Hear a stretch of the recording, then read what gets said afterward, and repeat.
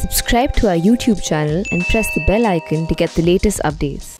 Welcome to another edition of Scientifics, where we bring you the top science stories of the week from across the globe. The Copernicus Climate Change Service, which is the European Union's Earth Observation Program, announced this week that 2020 was the warmest year ever recorded, tying with 2016, which was the previous record holder. This happened despite the occurrence of La Nina, a weather phenomenon that has a cooling effect on global temperatures.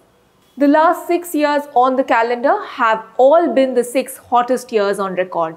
The announcement confirms the global warming trend, also highlights the need for countries to reduce the emissions of greenhouse gas, which are responsible for global warming. As the planet warms, the frequency and intensity of extreme weather events increases. In 2020, the Arctic hit record high temperatures, large wildfires were witnessed in Australia and the US. Cyclone Amphan, which hit India, Bangladesh, Sri Lanka and Bhutan, was the costliest cyclone on record in the North Indian Ocean. It is also the strongest storm to ever form on the Bay of Bengal. The Copernicus Climate Change Service recognizes that some data discrepancies or difference in methodologies may mean that 2020 temperatures were not exactly the same as 2016, but nevertheless, there is no denying that the Earth is indeed getting warmer. Another story that made headlines this week was that the Earth may in fact be spinning much faster than usual of late. Several scientists pointed out that 2020 saw some of the shortest days ever on record. The change in Earth's spin may not be a cause of worry for planetary scientists. Planetary spin is known to be influenced by several factors such as the moon's pull, snowfall levels, and mountain erosion. In fact, global warming might push the Earth to spin faster as the snow caps begin to disappear. But since the Earth's spin is considered to be the standard by which time is marked, computer scientists are concerned much of the modern technology is dependent on what is known as true time. The difference in Earth's spin may end up causing problems, which is why some scientists are now suggesting shifting the world's clocks from solar time to atomic time, which uses frequencies of electromagnetic waves to define time. Also this week, scientists have explained in a new study as to why crocodiles have changed so little since the age of dinosaurs. Crocodiles today look very similar to the ones from the Jurassic period some 200 million years ago. In fact, there are very few species of crocodiles. All other kinds of animals have a huge diversity consisting of thousands of species. The new research suggests that evolution of animals speeds up when the climate is warmer and that their body size increases. But in case of crocodiles, the reptiles already had a body plan that was very efficient and versatile.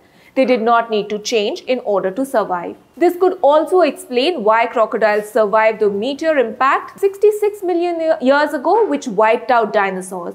Crocodiles generally thrive better in warm conditions because they cannot control their body temperatures and require warmth from the environment. The climate during the age of dinosaurs was warmer than today, and that may explain why there were many more varieties of crocodiles than we see now. Being able to draw energy from the sun means that they do not need to eat as much as warm-blooded animals like a bird or a mammal.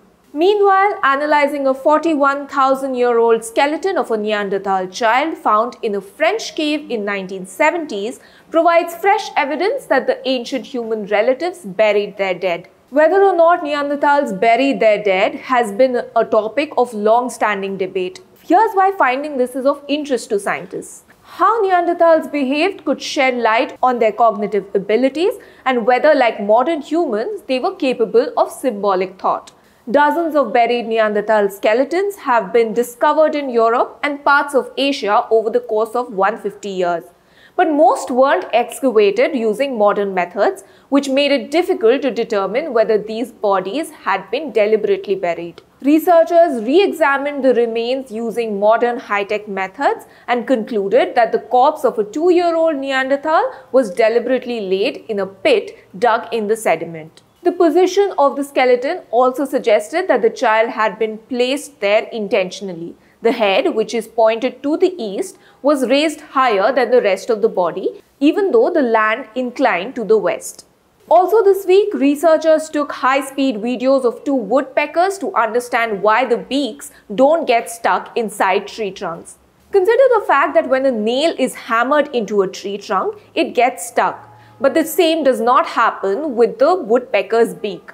For a long time, scientists thought that woodpecker beaks would need to be rigidly attached to the skull to successfully drill into the wood. But analyzing the videos of woodpeckers frame by frame to see how the head and the beak move throughout each peck revealed that the birds have the ability to move its upper and lower beaks independently. Once the tip of the woodpecker's bill hits the wood, the bird's head rotates slightly to the side. The woodpecker lifts the top part of the beak and twists it a bit in the other direction. As a result, there is a free space between the beak tip and the wood, so the bird can easily retract the beak from the punctured hole. That is all for this week. This is Mohana Basu, special correspondent at The Print. If you like our videos, do consider paying for a subscription to The Print. You can do so through the link in the description box below.